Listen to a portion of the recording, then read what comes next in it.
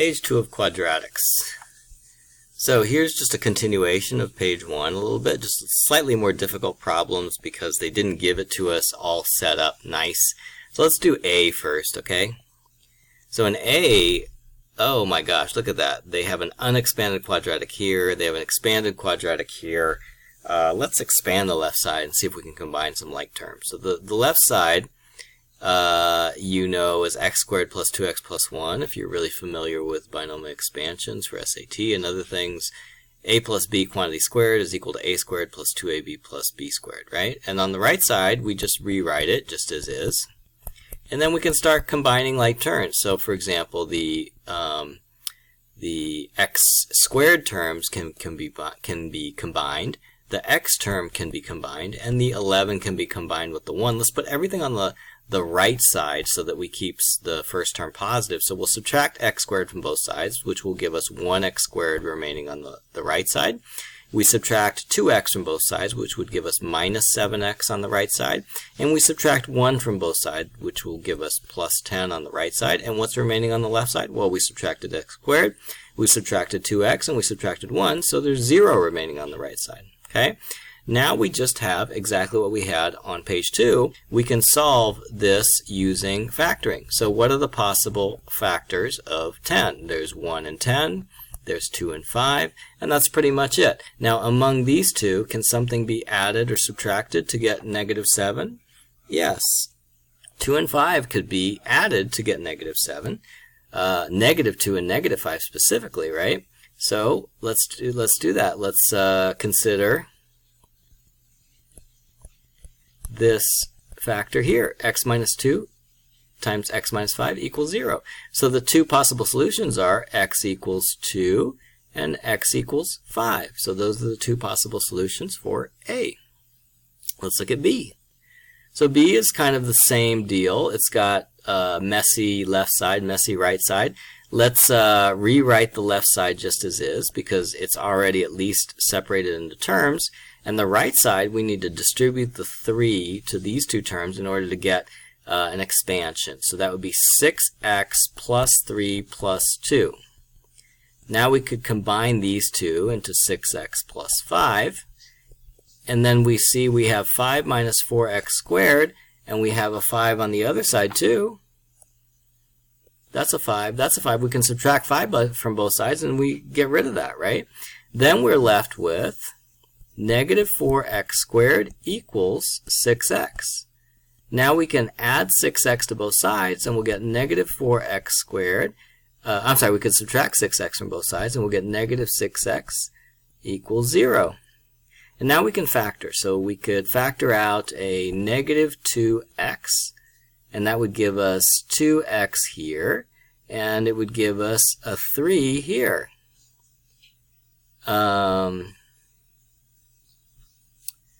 And that would be equal to 0.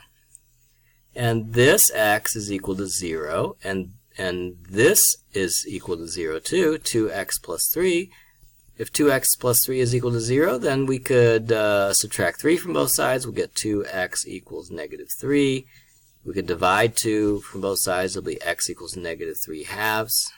So our two possible solutions are 0 and negative 3 halves. Let's go to E. This is maybe the most difficult one. I think students have trouble with it because there's an x in the denominator and they don't know what to do with it. Well, I know you don't like the x in the denominator, so the first thing you want to do is get rid of it by multiplying every single term by x. So we can multiply the left by x, we can multiply the right by x, and we would get 2x squared minus x over x, 2x squared minus x over x equals negative 1 times x. 2x squared, and x over x is 1, so 2x squared minus 1 equals minus x. Let's make this into a quadratic with 0 on the opposite side. By adding x to both sides, we get 2x squared plus x minus 1 equals 0. Now we have a factoring problem with an a value that is not 1. So remember how to do that. We're going to multiply 2 times negative 1, and we get negative 2. And our possible factors for that are 1 and negative 2, or negative 1 and 2. And that's pretty much it, right? So do either of these combine to form plus 1? Yeah.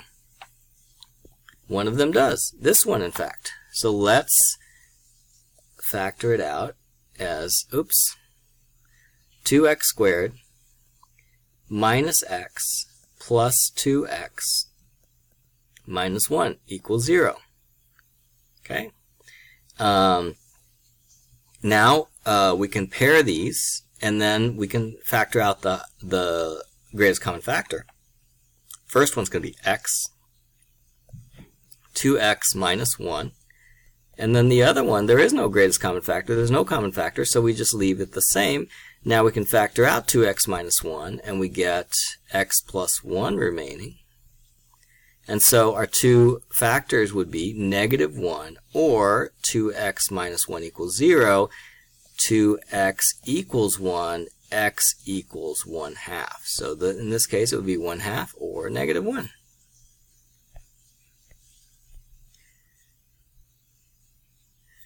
Solve by completing the square. Equations of the form ax squared plus bx plus c equals 0 can be converted to this form, vertex, kind of like vertex form, except there's no y, right? From which the solutions are easy to obtain. Okay, so first thing we're going to do is we're going to start with this form and then figure out what x is going to be. Okay, so basically we want to isolate this x. So the first thing you want to do is you want to undo what's the outside operation here, which is squared. To undo the square, of course, we're going to do a square root. So we're going to do a square root on this side, and we're going to do a square root on this side. And for square root, you don't have to write the 2 there. I'm just emphasizing the fact that we're undoing square. If you have square root of a square, they undo each other, and then you just get left with what's inside, x plus 5 on the left. And on the right side, we have square root of 2, right? Then we subtract 5 from both sides, and x is completely isolated. Oh, one thing. When you take the square root of both sides, one side should be written plus or minus because you don't know if the solution was a negative square root of 2 or a positive square root of 2 because both of them work, okay? So here we have x equals negative 5 plus or minus square root of 2. So there's two possible solutions. One of the solutions is negative 5 plus square root of 2 and negative 5 minus square root of 2. And just to show that like this solution here also works, let's plug it into the original equation to test it. So then we'll put negative 5 minus square root of 2 in for x, and then we add 5 to it because that's what we're doing here. And then we square it, and we'll see if we'll get that. We'll see if we'll get 2. Negative 5 cancels with positive 5, so then we're just left with negative square root of 2. And negative square root of 2 squared is equal to, the negative is squared, and then you get positive. The square root of 2 is squared, and you get 2. So, do you see how either of these works? All right, let's go to C. So we have x minus 4 quantity squared equals 8. We want to solve for x. So what we do is we square root both sides. And when we square root both sides, we need to make one of the two sides plus or minus. So we do that. And so the square root cancels the square, and we get x minus 4. And the right side is going to be plus or minus square root of 8. And then we're going to add 4 to both sides. And we'll get 4 plus or minus square root of 8. Some of you may write 4 plus or minus 2 square root of 2, but that's not necessary in IB. Okay? G. Pretty much the same thing. We just need to isolate the x. And the outermost function being done in this particular one is plus 1. How do we undo plus 1? We subtract 1 from both sides. Then we get x plus 1 squared equals 10. Because 11 minus 1 is 10. 1 minus 1 is 0.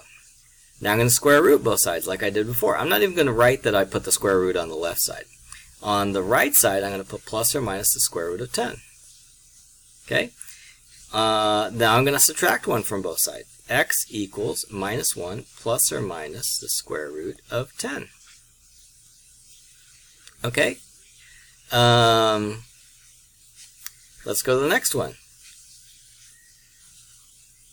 In this particular one, the outermost function that's being done to the left side, which is where x is, we want to isolate x, is multiply by 2. We get rid of it by dividing both sides by 2. So we end up with x plus 3 quantity squared equals 5.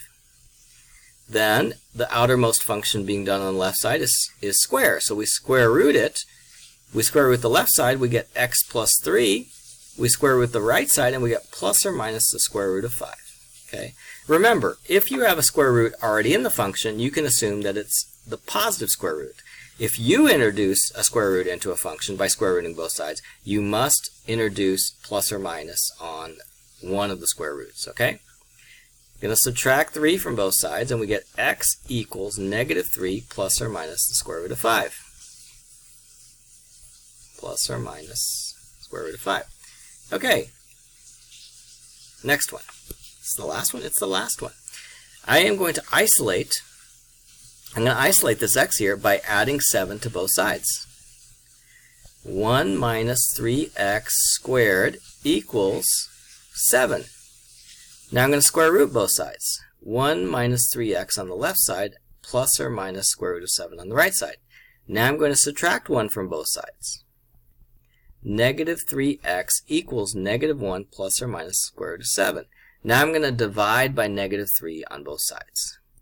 X equals negative 1 divided by negative 3 plus or minus square root of 7 divided by 3.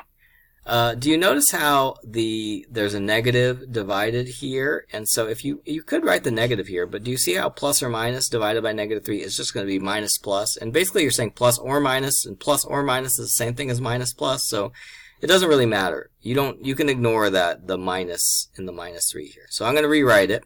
Do you see how there's minus 1 divided by minus 3? So that would be equal to 1/3. And then the minus here doesn't really change the plus or minus, so I'll just leave plus or minus square root of 7 divided by 3. And that's it for page 2.